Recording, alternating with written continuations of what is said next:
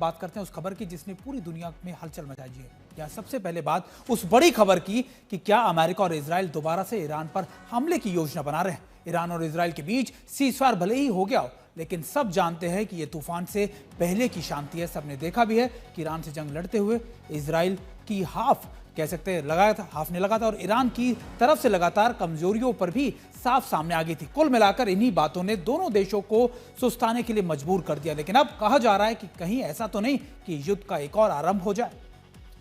Donald Trump को इसमें श्रेय लेने का मौका दिखा और उन्होंने सीज फायर करवाकर वाही वाही लूटने की कोशिश भी की और वाही वाही की भूख मिटा भी ली। लेकिन जिस तरह से ईरान ने अचानक अपना एयर स्पेस एक बार फिर बंद कर दिया है, जिस तरह से ईरान के विदेश मंत्री और ईरान की सेना के कमांडरों ने दुश्मन को धमकाना शुरू कर दिया है, तो अब प्रश्न यह उठता है कि क्या ईरान पर एक बार फिर हमला हो सकता है।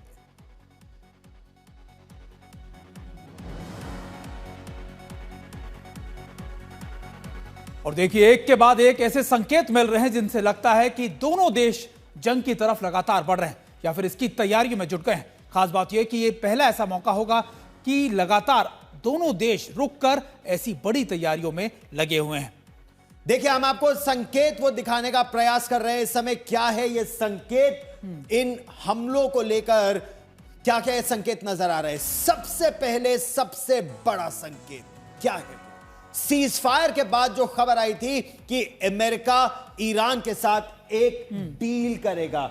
अमेरिका ने डील का ईरान को ऑफर दिया और प्रतिबंधों में राहत देने की भी बात की, लेकिन फिर डोनाल्ड ट्रंप अपनी ही बात से पलट गए। बिल्कुल गौरव, और देखिए दूसरा संकेत भी हम अपने दर्शकों को दिखा देते हैं कि आखिरकार दूसरा सबसे बड़ा संकेत क्या है। फिर ट्रंप ने कहा है कि ईरान में कोई नुकसान नहीं हुआ। देखिए, हम आपको बता रहे हैं कि ईरान समर्थित हूती विद्रोहियों ने लगातार मिसाइलें दागनी शुरू कर दी हैं। जिस तरीके से हूती लगातार इजराइल पर मिसाइलें दाग रहा है, उससे लग रहा है कि शायद अभी सीज फायर हुआ नहीं है और लगातार ईरान ने अपने प्रॉक्सीज को दोबारा से एक्टिवेट कर दिया है और इजराइल पर बड़े अटैक्स की कोशिश भी की जा रही है। अब हम आपको यह बताते हैं कि अमेरिकी हमले के बाद international atomic energy agency IAEA Iran ने उससे रिश्ता तोड़ने की बात की। अपनी संसद में ऐसा कहा गया, लेकिन कल संसद से पास कानून पर ईरान के राष्ट्रपति उन्होंने मसूद पिज़ेश्कियान ने हस्ताक्षर भी कर दिया। IAEA के साथ सहयोग न करने पर उन्होंने मुहर लगा दी। इसके बाद अब दुनिया के लिए यह जानना लगभग नामुमकिन हो जाएगा कि ईरान अपने परमाणु ठिकानों में आगे क्या कर रहा है, क्या वो न्यूक्लियर वेपनाइजेशन की ओर तेजी से आगे बढ़ रहा है। चौथा बड़ा संकेत, सबसे बड़ी बात यह कि ईरान का परमाणु कार्यक्रम तबाह हुआ भी या नहीं। लगातार फिल्मी स्टाइल में जिस तरीके से B-2 बॉम्बर्स ने हमला किया था और ट्रंप ने पूरी दुनिया में इसकी वाहवाही लूटी थी, इसको लेकर बड़ी बड़ी बातें की थी, उसी की अब यानी अमेरिका ही खुफिया एजेंसी लगातार इस हवाला देकर बता रही है मीडिया रिपोर्ट से कि ईरान के परमाणु ठिकानों को पूरी तरीके से मिटाने में अमेरिका नाकाम रहा है। यानी आदत के मुताबिक ट्रंप ने पहले यह बात मानी थी, लेकिन अब इसे लेकर अमेरिका में ही बातें चल रही है कि ऐसा हुआ भी या नहीं हो पाए। गौरव, तो अब क्या ईरान पर दोबारा हमला करना यह जरूरी हो जाएगा अमेरिका और इजराइल दोनों के लिए?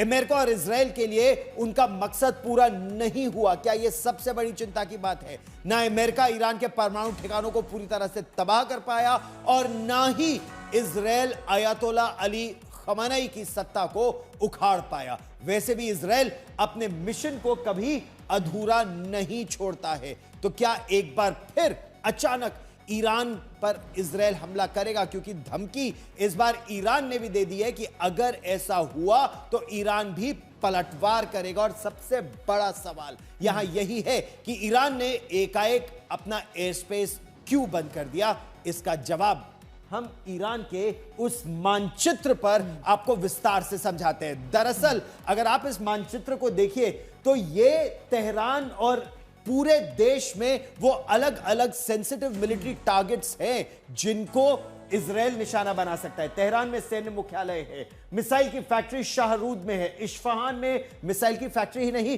परमाणु हथियार भी बिल्कुल बिल्कुल। देखिए गौरव ने आपको समझाया कि देखिए सबसे इंपॉर्टेंट है तेहरान यानी सेंट्रल ईरान का इलाका और वेस्टर्न ईरान का इलाका। ये पूरी तरीके से यहां पर फ्लाइट्स को नो जोन घोषित कर दिया गया, नो फ्लाइंग जोन है। और इंपॉर्टेंट ये है कि लगातार ईरानी इलाकों के अंदर क्या करने वाला है, क्या वो लगातार अपने डिफेंस सिस्टम्स को लगातार मजबूत कर रहा है या उसकी कई कुछ नई स्ट्रेटजीज है। और ये इसलिए इंपॉर्टेंट है क्योंकि इजराइल और ईरान अमेरिका ने जो अटैक किए थे वो सेंट्रल और वेस्टर्न एरिया में ही किए थे गौरव।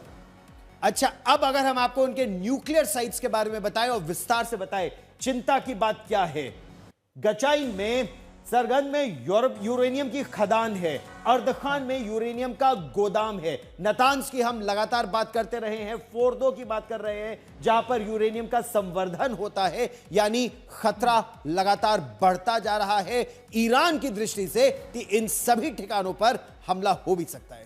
बिल्कुल, और यही बात है कि लगातार देखिए ईरान की स्ट्रैटेजी क्या है, ईरान ऐसा क्यों कर रहा है, ये जानना और समझना बेहद जरूरी है। 2 दिन के लिए ये एयर स्पेस पूरी तरीके से बंद कर दिए गए हैं, 3 तारीख तक ये स्पेस बंद है और ये तब हो रहा है जब लगातार ईरान अपने एयर डिफेंस सिस्टम्स को मजबूत करने में लगा हुआ है। अब ईरान के डर की वजह क्या यही है कि इजराइल को अमेरिकी हथियारों की नई खेप अब मिलने वाली है। जी हां, अमेरिका नए हथियार, एक नई खेप, चाहे उसमें एयर डिफेंस सिस्टम हो, ऑफेंसिव वेपन्स हो, वो अभी भिजवा रहा है। कहां कहां, जिस तरह से इजराइल के ऑपरेशंस लेबनान में चल रहे हैं, गाजा में चल रहे हैं, सीरिया में चल रहे हैं, इनके लिए नए हथियारों की जरूरत उसको पड़ गई है। बिल्कुल, और सोशल मीडिया पे लगातार ये दावा किया जा रहा है कि इजराइल के कई बड़े, अमेरिका के कई कार्गो शिप जो हैं, कार्गो एयरक्राफ्ट जो हैं, वो लगातार इजराइल पहुंचे हैं और इनका मकसद सीधे तौर पर इजराइल को मजबूत करना और ईरान पर दोबारा हमले के भी संकेत मिल रहे हैं अमेरिका की तरफ से। इजराइल को हथियारों की एक बड़ी खेप भेजी गई है।